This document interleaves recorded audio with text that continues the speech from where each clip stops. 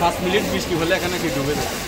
কাতালগঞ্জ এবং আপনার কাতালগঞ্জ জোনটাই বেশি, এবং বিশেষ করে অন্যান্য যে জায়গাগুলো আছে কাপাসগুলাতে জমে, বিশেষ করে হিজরাকালটা ইনফ্যাক্ট যে সংস্কার করার প্ল্যান ছিল ওইভাবে পরিকল্পিতভাবে সে সংস্কারটা হয়নি, যদিও সেটার রাস্তা 34 ব্রিগেডের কাজ চলছে এখনো, পরিপূর্ণ এখনো শেষ হয়নি।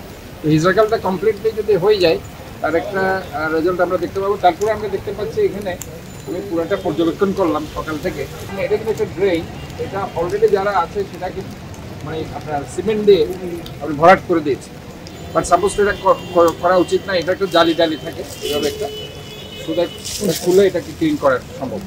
তা আমি এই জিনিসগুলো আসলে যারা বিল্ডিং যারা বানিয়েছে এরা ইনফ্যাক্ট ওই কোডগুলো তারা মানেনি, বিল্ডিং কোড যেটা আছে সেটা আমি দেখি সিটির সাথে একটু কথা বলছি এবং তাদেরকে আমি জিজ্ঞেস করব এবং এটা ভাঙতে হবে, ভেঙে কমপ্লিটলি আমরা যাতে ময়লাগুলো ক্লিন করা যায় এটা আমাদের করতে হবে, কারণ drainage system, primary drainage system নালাগুলো আমাদের ক্লিন রাখতে হবে, দ্যাট ইজ ভেরি ইম্পর্টেন্ট।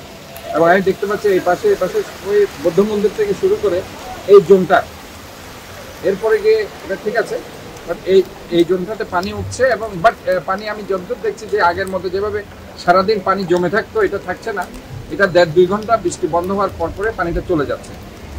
তো তারপরে আমি চাচ্ছি যে এখানের যে সার্ভিস ড্রেনগুলো আছে, যেগুলো আপনার প্রাইমারি ড্রেনেজ সিস্টেম নালাগুলো আছে সেগুলো আমরা ক্লিন রাখবো।